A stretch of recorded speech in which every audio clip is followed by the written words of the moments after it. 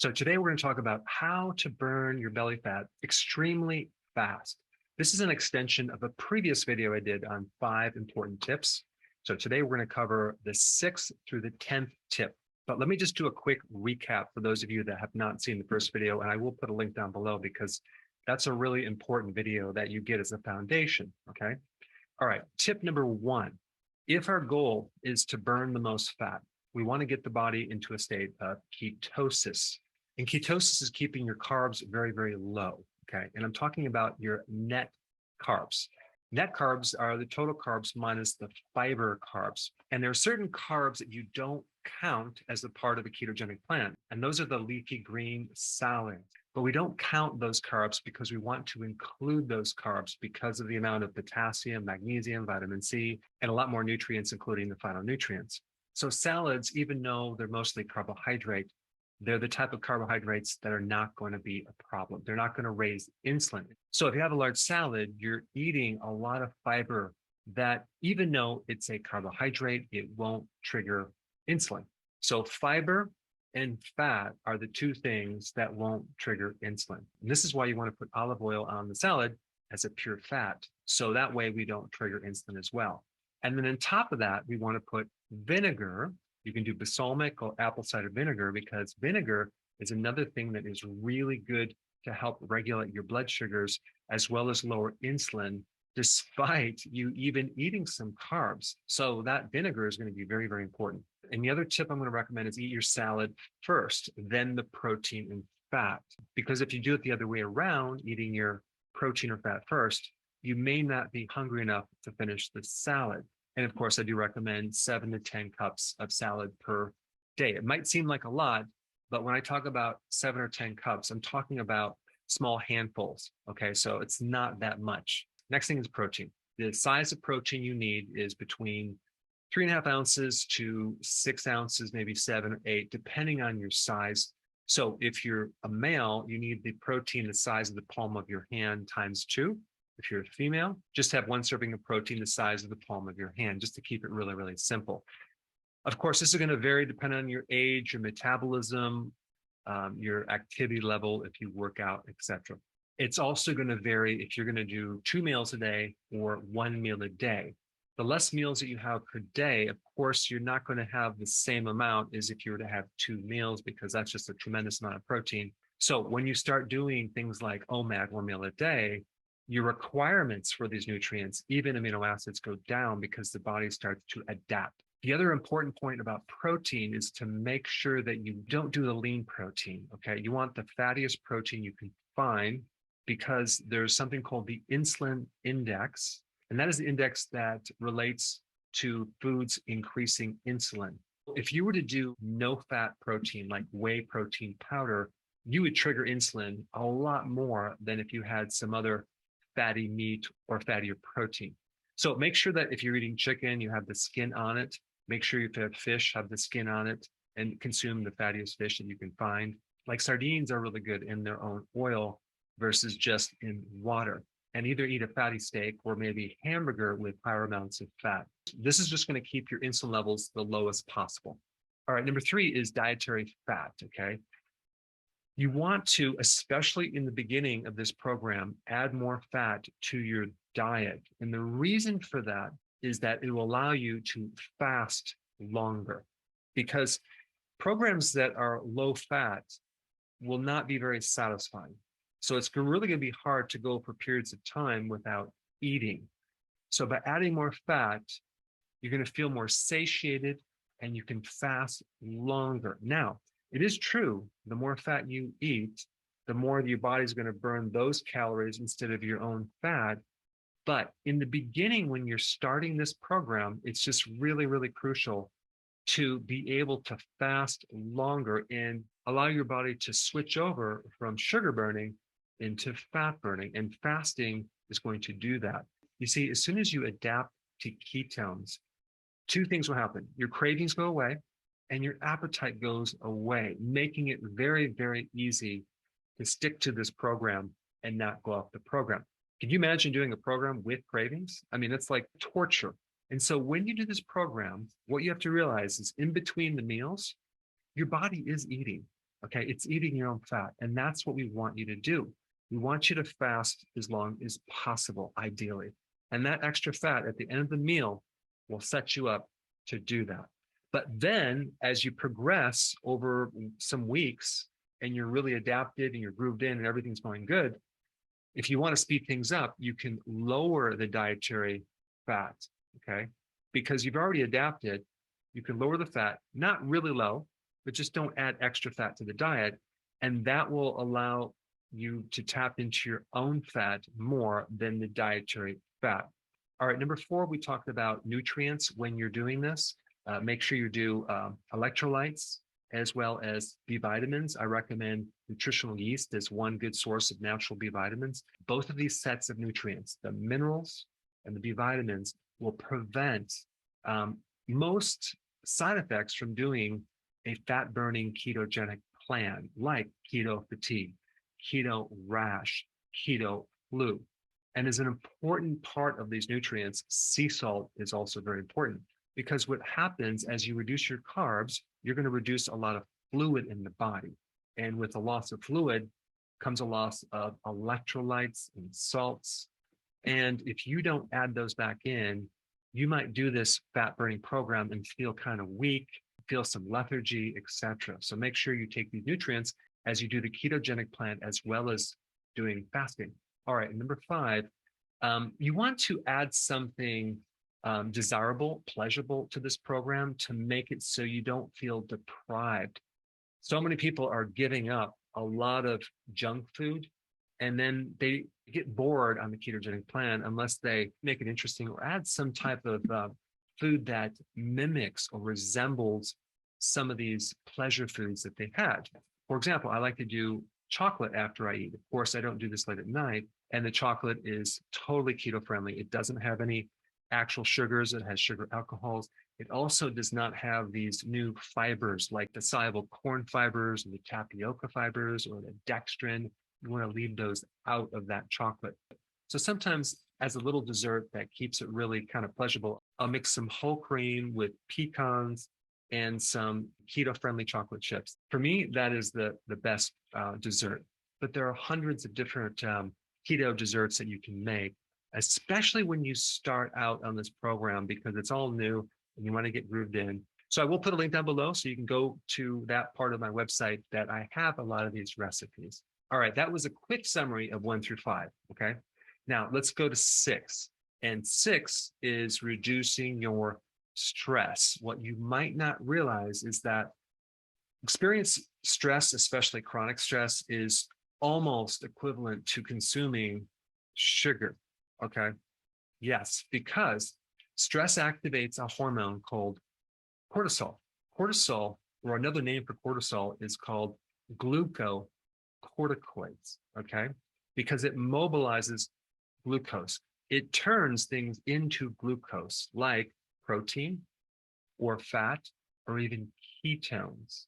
Your body under stress will mobilize extra proteins that it might not need, or have extra proteins like in your thigh muscle, in your butt muscle, and start to use that as energy when you go through this chronic stress states. There's even a condition called Cushing syndrome, which involves a high level of cortisol, okay? And you usually see this body shape where it's all midsection, skinny legs, no butt, because a lot of that protein is then converted into sugar, which is then converted into fat. So we want to reduce stress as much as possible. If you reflect back on your life and when you started gaining weight, chances are it happened after a stress event, maybe pregnancy, maybe a major, I don't know, relationship stress like a divorce or some type of a loss.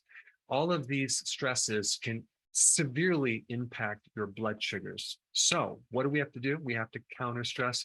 It's impossible to completely get rid of stress, but what you can do is you can kind of manage it, okay? So I would identify those people that stress you out, because it's usually people, and then put them over here for now, like just avoid them for a while.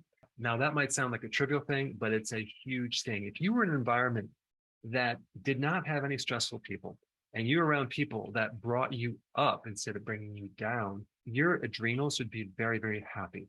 The other thing is to avoid the news because the news is mostly bad news, and sometimes it's exaggerated bad news. And you just don't need that, especially if you're trying to lose weight. I've mentioned this before in my videos, but physical work, even as compared to exercise, can help you reduce cortisol because it not only mobilizes your body, it gets your mind off problems. So anything you can do to get your mind off the problem would be a very beneficial thing for stress.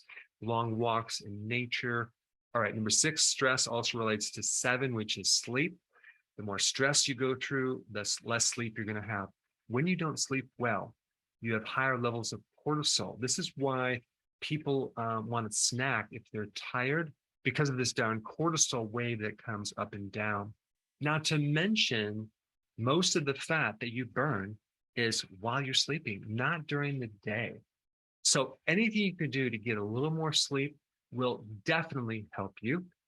Real quick story. I had a patient who came in and she went through another program for a whole year, okay, exercise program. And for the whole year, I think she lost 1 or 2 pounds. It might have been just 1 pound for the whole year, okay? She was exercising 3 times a week, 2 hours each workout, okay? When I saw her, she was very depressed. And I've isolated not her diet being that bad, but her sleep was crappy. We focused on the sleep. We helped her sleep. And guess what? She started to finally lose weight. It's really bizarre that you fix something like sleeping where you're doing nothing, when actuality, you're doing something. You're allowing your body to heal and repair, and that's when you burn fat. So if you go to bed a little earlier, like a half an hour earlier, okay, and you try to sleep in another half hour later, believe it or not, that will greatly help you lose weight. And you won't be as hungry because the appetite will be down. Number 8 tip, at the very heart of the problem with trying to lose weight is this thing called insulin resistance, okay? That is the real cause of what's going on in your body that is not allowing the fat to come off easily. It's the thing that caused you to hit this set point that you're not able to get below a certain weight, regardless of what you do. So what we want to do is really hyper focus on this insulin resistance, and we want to fix that. And there's a couple things, in addition to the other things I mentioned, that you can do to speed things up. First of all, on a regular basis, you add apple cider vinegar, like a tablespoon in water, okay, throughout the day. That is going to help regulate your blood sugars, and it's going to make insulin more sensitive, so it doesn't go too high. It'll go lower. So it'll lower blood sugars and insulin. And then also cinnamon within your foods is a very potent spice to help lower your blood sugars, okay? Like a little cinnamon toast. I'm just being sarcastic, okay? Don't do the toast. You can put cinnamon on all sorts of things, and I have a video on that as well. The next thing is chromium as a supplement, okay? Chromium picolinate supports the beta cells, the cells of the pancreas that produce insulin. That can help you as well. Vitamin D is another thing that can help the pancreas lower insulin. Potassium from the salads you're eating, the electrolyte powder, can significantly improve your blood sugars. And then vitamin B1 is also really important in helping with insulin resistance. All right, number 9, exercise. Not just any type of exercise, but a combination of both types of exercise, okay? I'm talking about anaerobic and aerobic. And what I mean by that is the type of exercise that can be done without oxygen, like the high intensity interval training type exercise. And then the other exercise with more oxygen, it's called aerobic, like walking, hiking, riding your bike, that type of thing. I would combine both.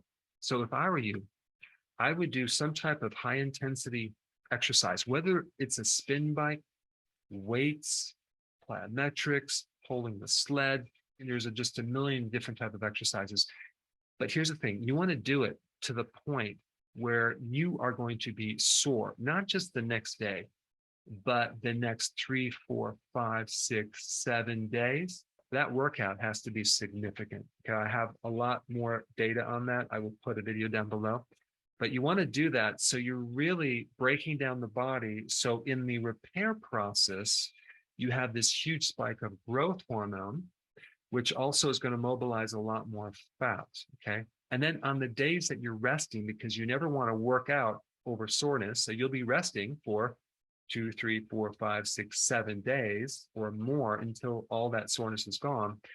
The other days you can do the aerobic exercise. You go for the walks, go for the hiking, low type intensity workouts where you're not really getting sore, but you're building up your endurance. Okay. I would combine both of those.